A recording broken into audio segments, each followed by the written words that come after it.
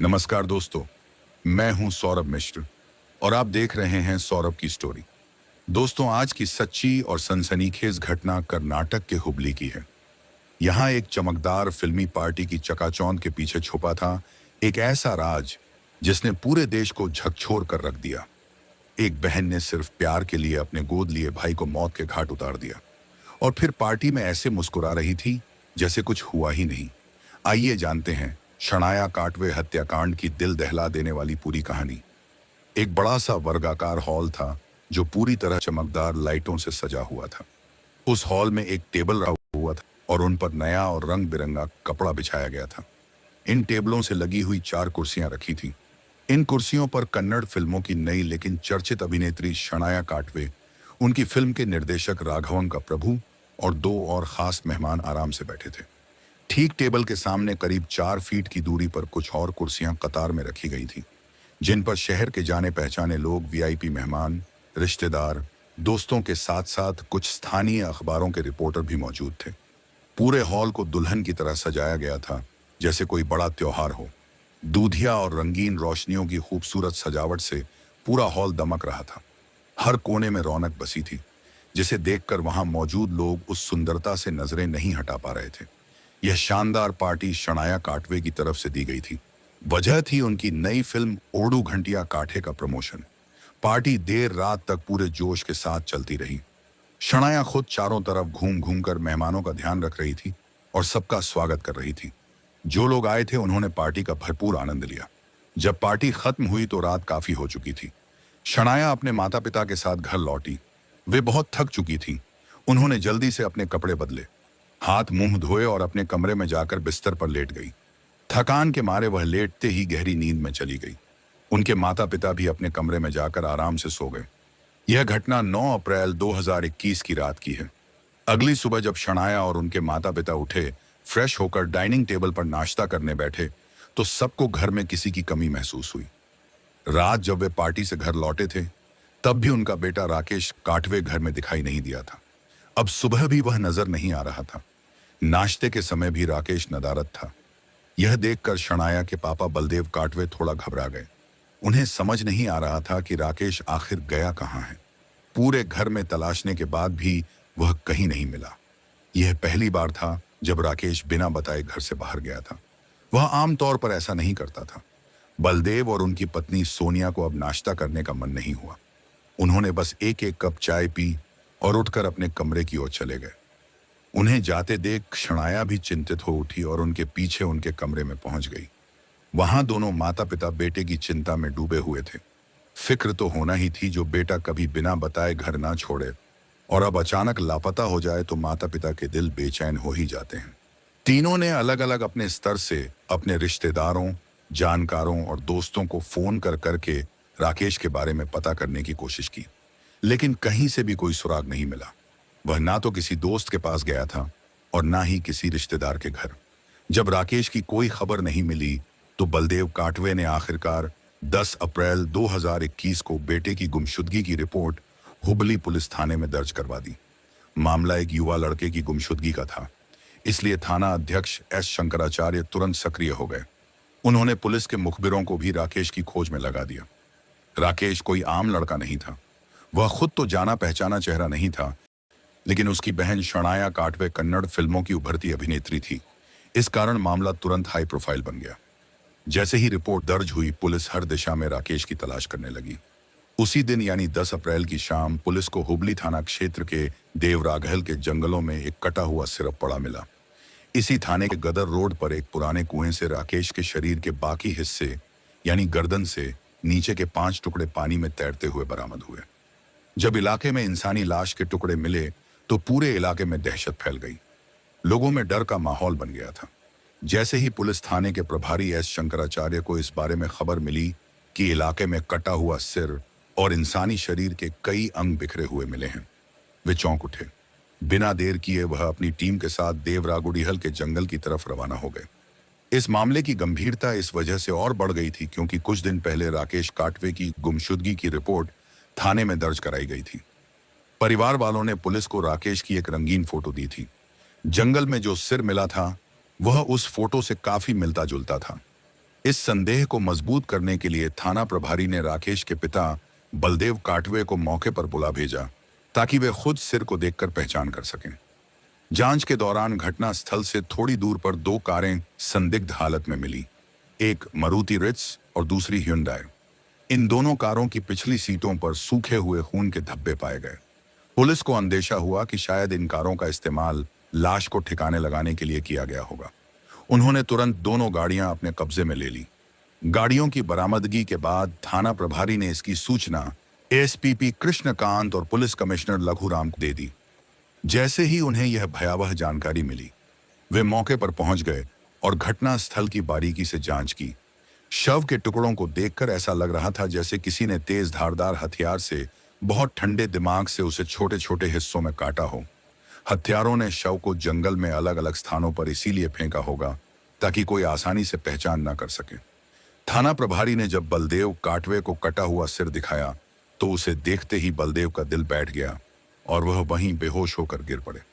Police समझ गई कि यह सिर राकेश काटवे का ही है। थोड़ी देर बाद जब बलदेव को होश आया तो वे जोर जोर से चीख चीख कर रोने लगे। वह सिर उनके बेटे राकेश का ही था। इसके बाद पुलिस को एक और सूचना मिली कि गदग रोड के पास एक कुएं में भी कुछ मानव अंग मिले हैं। उन्हें शक हुआ कि यह भी राकेश के हो सकते हैं। बलदेव काटवे ने हाथ और पैरों की अंगुलियों को देखकर पुष्टि कर दी कि वे अंग भी उनके बेटे राकेश के ही हैं। पुलिस ने तुरंत शव का पंचनामा कर उसे पोस्टमार्टम के लिए जिला अस्पताल भेज दिया। मगर अब सबसे बड़ा सवाल यह था कि जब राकेश की किसी से कोई दुश्मनी नहीं थी तो उसकी इतनी बेरहमी से हत्या किसने और क्यों की। ना तो राकेश के माता पिता के पास इसका कोई जवाब था और ना ही पुलिस इस सवाल का हल निकाल पा रही थी। पुलिस ने तय किया कि अब इस केस को वैज्ञानिक तरीकों से सुलझाना होगा। उन्होंने सबसे पहले राकेश के मोबाइल की कॉल डिटेल निकलवाई ताकि यह पता चल सके कि आखिरी बार वह किससे और कब बात कर रहा था। कॉल रिकॉर्ड की जांच में सामने आया कि आखिरी बार राकेश ने अपनी बहन शनाया से बात की थी। रात के करीब 7 बजे से 8 बजे के बीच दोनों भाई बहन के बीच लंबी बातचीत हुई थी। उसके बाद राकेश के मोबाइल पर किसी और का कोई कॉल नहीं आया था। इससे यह साफ हुआ कि राकेश की हत्या रात 8 बजे के बाद ही हुई होगी। पुलिस के सामने अब एक और चौंकाने वाली सच्चाई आ चुकी थी। जिस दिन राकेश की हत्या हुई थी उसी दिन शनाया ने अपनी फिल्म के प्रमोशन के लिए एक बड़ी पार्टी रखी थी। हैरानी की बात यह थी कि उस पार्टी में घर के सभी सदस्य मौजूद थे सिवाय राकेश के। अब सबसे बड़ा सवाल यही था कि जब पूरा परिवार पार्टी में था तो राकेश क्यों नहीं गया? आखिर वह कहां था? इंस्पेक्टर एस शंकराचार्य के दिमाग में यही सवाल बार बार घूम रहा था। जब सब लोग पार्टी में शामिल थे तो राकेश ने घर पर रुकने का फैसला क्यों लिया? पुलिस को लगने लगा कि इस क्यों का जवाब मिल गया तो शायद हत्या की गुत्थी सुलझ सकती है। पुलिस ने जांच की रफ्तार और तेज कर दी।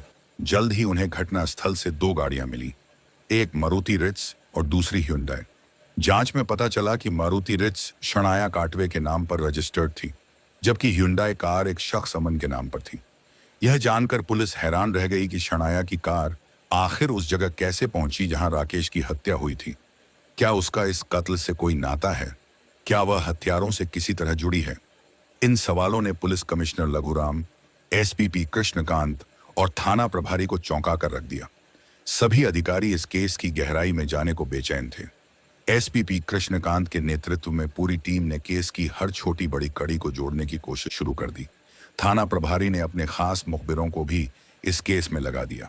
4 दिन बाद यानी 14 अप्रैल को एक मुखबिर ने पुलिस को अहम जानकारी दी जिसने केस को नया मोड़ दे दिया। मुखबिर ने बताया कि शनाया और उसके भाई राकेश के रिश्ते बिल्कुल भी अच्छे नहीं थे। दोनों के बीच पिछले कई सालों से बहुत तनाव था। यह जानकारी पुलिस के लिए बहुत काम की साबित हुई। जब पुलिस ने भाई बहन के खराब रिश्तों की जांच शुरू की तो जल्दी ही पूरा सच सामने आने लगा। दरअसल शनाया एक युवक नियाज अहमद काटीगार से प्रेम करती थी। राकेश को यह रिश्ता बिल्कुल मंजूर नहीं था। वह अक्सर बहन को इस बारे में समझाने की कोशिश करता था, लेकिन शनाया को भाई की दखल अंदाजी पसंद नहीं थी। इसी वजह से दोनों के बीच हमेशा झगड़ा होता रहता था। अब पुलिस के पास इतना सुराग था कि वह हत्या की तह तक पहुंच सके। सबूत इकट्ठा करने के बाद 17 अप्रैल को हुबली पुलिस ने नियाज अहमद को उसके घर से गिरफ्तार कर लिया और थाने ले आई। थाने में कड़ाई से पूछताछ हुई तो नियाज टूट गया। उसने राकेश की हत्या करने की बात कबूल कर ली। साथ ही उसने यह भी बताया कि उस वारदात में उसके 3 दोस्त तौसीफ चन्नापुर, अल्ताफ तैजुद्दीन मुल्ला और अमन गिरनीवाला भी शामिल थे। उसी दिन पुलिस ने तीनों को पकड़ लिया। आगे पूछताछ में नियाज ने बताया कि उसने यह हत्या शनाया के कहने पर की थी। 5 दिन बाद यानी 22 अप्रैल 2021 को पुलिस ने शनाया काटवे को भी गिरफ्तार कर लिया। पूछताछ में शनाया ने बिना किसी विरोध के अपना जुर्म कबूल कर लिया। अब राकेश काटवे हत्याकांड की पूरी सच्चाई पुलिस के सामने आ चुकी थी। तो चलिए इस अपराध की कहानी को विस्तार से जानते हैं। शनाया काटवे, जिसकी उम्र उस वक्त 25 साल थी, कर्नाटक के धारवाड़ जिले के हुबल्ली की रहने वाली थी। वह अपने माता पिता सोनिया और बलदेव की इकलौती संतान थी। इसके अतिरिक्त काटवे दंपत्ति के कोई बच्चे नहीं थे। काटवे दंपत्ति शनाया को पाकर बेहद खुश थे। उनके जीवन में कोई कमी नहीं थी। फिर भी मन के किसी कोने में एक बेटे की चाहत बाकी थी। जब भी वे अकेले होते, बेटे की कमी को लेकर बात जरूर होती थी। दोनों को लगता था कि अगर एक बेटा भी होता तो परिवार पूरा हो जाता। कई दिनों तक सोचने के बाद उन्होंने तय किया कि अब वे संतान के लिए कोई नया प्रयास नहीं करेंगे, बल्कि किसी बच्चे को गोद लेंगे। जल्द ही उन्होंने अपने ही एक रिश्तेदार के बेटे को कानूनी तौर पर गोद ले लिया। उस समय वह बच्चा सिर्फ 1 साल का था। नाम राकेश था। तभी से राकेश काटवे दंपत्ति की गोद में पला बढ़ा। राकेश ने चलना सीखा तो माँ बाप की उंगलियां थामकर।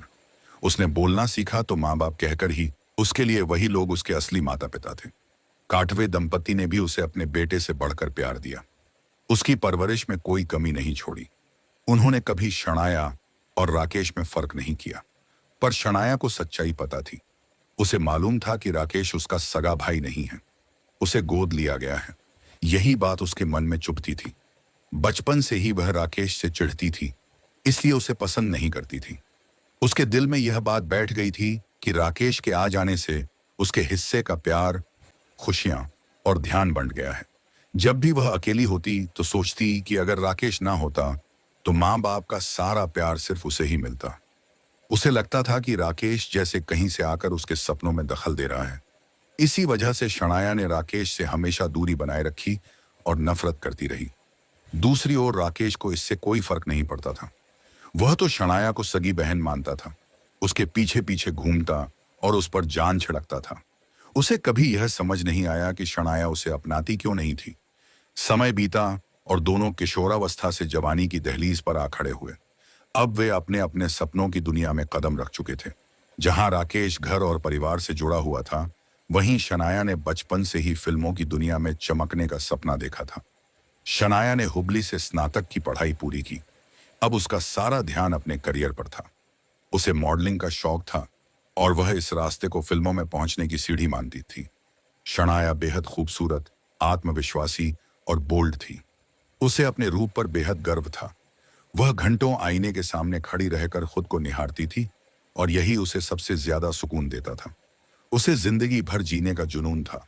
वह हर दिन खुद को एक नई ऊंचाई पर देखना चाहती थी। इसी दौरान उसकी जिंदगी में नियाज अहमद कटिगार नाम का युवक आया। नियाज हुबली का ही रहने वाला एक अमीर बाप का बेटा था, लेकिन बिगड़ैल किस्म का था। पैसे की कोई कमी नहीं थी, इसलिए यार दोस्तों में वह पैसे को पानी की तरह बहाता था। इन्हीं दोस्तों में एक नाम शनाया का भी जुड़ गया। शनाया की सुंदरता और आत्मविश्वास ने पहली बार में ही नियाज को दीवाना बना दिया था। किसी पार्टी में दोनों की मुलाकात हुई थी। वहीं से नियाज ने शनाया को चाहना शुरू कर दिया। वह हर वक्त उसके बारे में ही सोचता था। उसके लिए शनाया धड़कन बन गई थी। हालांकि प्यार एक तरफा नहीं था। शनाया भी नियाज के प्यार में खुद को झुलसता महसूस करने लगी थी। दोनों एक दूसरे के बिना जीने की कल्पना भी नहीं कर सकते थे। उनकी मोहब्बत अब एक आग बन चुकी थी, जिसमें दोनों एक दूसरे के लिए धीरे धीरे जलते जा रहे थे। शनाया और नियाज के बीच मोहब्बत गहराई से पनप चुकी थी। दोनों एक दूसरे से बेपनाह प्यार करते थे और साथ जीने मरने की कस्में खा चुके थे। वे अक्सर अपने आने वाले कल के हसीन सपनों में खो जाया करते थे। एक दूसरे की बाहों में सुकून ढूंढते हुए वक्त गुजारते थे, जैसे उन्हें दुनिया की कोई परवाह ही नहीं रही हो। पर वह यह भूल गए थे कि प्यार एक बंद कमरे में ज्यादा दिनों तक छिपा नहीं रह सकता। वह हवा में खुशबू की तरह फैल जाता है और लोगों की नजरों में आ ही जाता है। यही हुआ शनाया और नियाज के साथ भी उनका प्यार छिपा नहीं रह सका। एक दिन शनाया के भाई राकेश काटवे को इस बारे में पता चला। जब उसे यकीन हो गया कि उसकी बहन एक मुस्लिम युवक नियाज अहमद से प्यार करती है, तो वह गुस्से से तिलमिला उठा। वह इस रिश्ते को कतई मंजूर नहीं कर सकता था। इसके बाद उसने खुद भी बहन की गतिविधियों पर नजर रखी और जब सारी बातें सच साबित हुई तो उसने शनाया से बात करने का फैसला लिया। एक दिन राकेश ने प्यार से पूछा, यह मैं क्या सुन रहा हूं शनाया? शनाया ने शांत लहजे में जवाब दिया, आप क्या सुन रहे हैं भाई? मुझे भी बताइए। राकेश ने आंखों में गंभीरता भरते हुए कहा, तुम वाकई नहीं जानती कि मैं क्या कहना चाहता हूं। नहीं भाई, सच में नहीं जानती। आपने मेरे बारे में क्या सुना है? शनाया ने भोलेपन से जवाब दिया। राकेश ने सख्त लहजे में कहा, नियाज से तुम्हारा रिश्ता खत्म कर दो, यही तुम्हारे भले के लिए होगा। मैं अपने जीते जी खानदान की इज्जत मिट्टी में मिलते नहीं देख सकता, और अगर तुमने मेरी बात नहीं मानी तो फिर यह नियाज मियाँ के लिए भी अच्छा नहीं होगा। भाई के मुंह से नियाज का नाम सुनते ही शनाया का चेहरा पीला पड़ गया। वह डर गई लेकिन खुद को संभालते हुए बोली, भाई आप गलत समझ रहे हैं, हम दोनों सिर्फ अच्छे दोस्त हैं, इससे ज्यादा कुछ नहीं। राकेश ने झुंझलाते हुए कहा, मुझे मूर्ख मत समझो, मुझे सब पता है। मैंने तुम दोनों को कई बार साथ देखा है, हाथों में हाथ डाले। मेरा तो मन किया कि उसी वक्त तुम्हें खत्म कर दूं, लेकिन माँ पापा का ख्याल आ गया, इसलिए खुद को रोक लिया। अब भी समय है, सुधर जाओ, वरना नतीजा बहुत बुरा होगा। यह सुनकर शनाया डर से कांप उठी। वह रोते हुए भाई से कहने लगी, भाई प्लीज माँ पापा से मत कहना, अगर उन्हें पता चला तो उनका दिल टूट जाएगा, वे मेरी इज्जत करना छोड़ देंगे। प्लीज मेरी खातिर कुछ मत कहना। राकेश ने ठंडी सांस लेते हुए कहा, ठीक है सोचूंगा, लेकिन अगर तुमने अपनी आदतें नहीं बदली तो फिर मैं क्या कर बैठूं, खुद भी नहीं जानता। राकेश ने शनाया को प्यार से समझाया भी और सख्ती से धमकाया भी। फिर उसने माँ पापा से जाकर सारी बात कह दी। यह सुनकर वे भी सदमे में आ गए। उन्होंने भी बेटी को समझाया और नियाज से दूर रहने को कहा। शनाया वैसे भी राकेश से ज्यादा लगाव नहीं रखती थी। जब उसे यह पता चला कि भाई ने सारी बात माँ पापा को बता दी है तो उसके दिल में भाई के प्रति नफरत की चिंगारी भड़क उठी। वह समझ गई कि उसका भाई ही उसके प्यार की राह में सबसे बड़ी रुकावट बन गया है। राकेश ने कई बार फिर समझाने की कोशिश की, लेकिन शनाया ने नियाज से मिलना जुलना नहीं छोड़ा। दोनों के बीच अक्सर इसी बात को लेकर झगड़े होते रहते थे। हर दिन के झगड़ों और टोकाकी से शनाया परेशान हो चुकी थी। उसे यह सब बर्दाश्त नहीं था कि उसका भाई उसके निजी रिश्तों में दखल दे। धीरे धीरे उसके मन में यह बात घर कर गई कि जब तक राकेश उसकी जिंदगी से नहीं हटेगा तब तक वह चैन से नहीं जी सकेगी। अंत में उसने एक भयानक और खतरनाक फैसला लिया। शनाया को अपने प्रेमी नियाज अहमद से बेहद लगाव था। राकेश अक्सर दोनों को मिलने से रोकता था। शनाया ने यह बात दिल पर ले ली और एक दिन भावुक होकर नियाज से कह दिया, अगर मुझसे सच्चा प्यार करते हो तो मेरे भाई को हटाओ रास्ते से, वरना मुझे हमेशा के लिए भूल जाओ। नियाज के लिए शनाया से दूर रह पाना नामुमकिन था। वह किसी भी हद तक जाने को तैयार था, यहां तक कि हत्या तक उसने शनाया की बात मान ली और खतरनाक योजना पर काम शुरू कर दिया। इस काम में उसने अपने 3 दोस्तों तौसीफ चन्नापुर, अल्ताफ तैजुद्दीन मुल्ला और अमन गिरनीवाला को भी शामिल कर लिया। इस भयानक योजना की स्क्रिप्ट खुद शनाया ने तैयार की थी। उसने सोच समझकर 9 अप्रैल 2021 की तारीख तय की, क्योंकि उसी दिन उसकी नई फिल्म ओम घंटिया काठे का प्रमोशन रखा गया था। उसका इरादा था कि फिल्म पार्टी के बहाने वह खुद को इस अपराध से दूर दिखा सके और किसी को शक भी ना हो। निर्धारित दिन यानी 9 अप्रैल को जब शनाया फिल्म प्रमोशन पार्टी में पहुंची तो उसने नियाज को फोन किया और उसे सूचित किया कि राकेश घर पर अकेला है, माँ बाप पार्टी में आ गए हैं, अब सही मौका है, काम कर डालो। जैसे ही नियाज को हरी झंडी मिली, वह अपने दोस्त अमन गिरनीवाला की ह्युंडई कार से पार्टी की जगह पर आया और वहां से शनाया की मारुति RS कार लेकर राकेश के घर पहुंचा। उस समय रात के करीब 8:30 थे। कार में नियाज और तौसीफ मौजूद थे, जबकि अल्ताफ ह्युंडई कार में पीछे से आ रहा था। नियाज ने कालबेल दबाई। राकेश ने दरवाजा खोला तो सामने नियाज को देखकर हैरान रह गया। उससे पहले कि वह कुछ समझ पाता, नियाज और तौसीफ ने उस पर हमला कर दिया। नियाज ने राकेश का गला दबाकर उसे मार डाला। हत्या के बाद नियाज ने साथ लाए चाकू से राकेश की लाश के 5 टुकड़े कर दिए।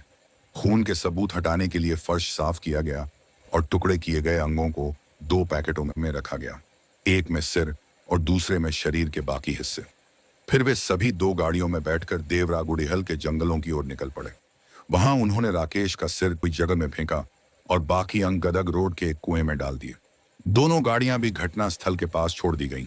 शनाया को लगा था कि उसका प्लान परफेक्ट है, ना किसी को शक होगा और ना ही उसके खिलाफ कोई सबूत मिलेगा। लेकिन वह भूल गई थी कि अपराध चाहे कितना भी होशियारी से किया जाए, कोई ना कोई सुराग जरूर छूट जाता है।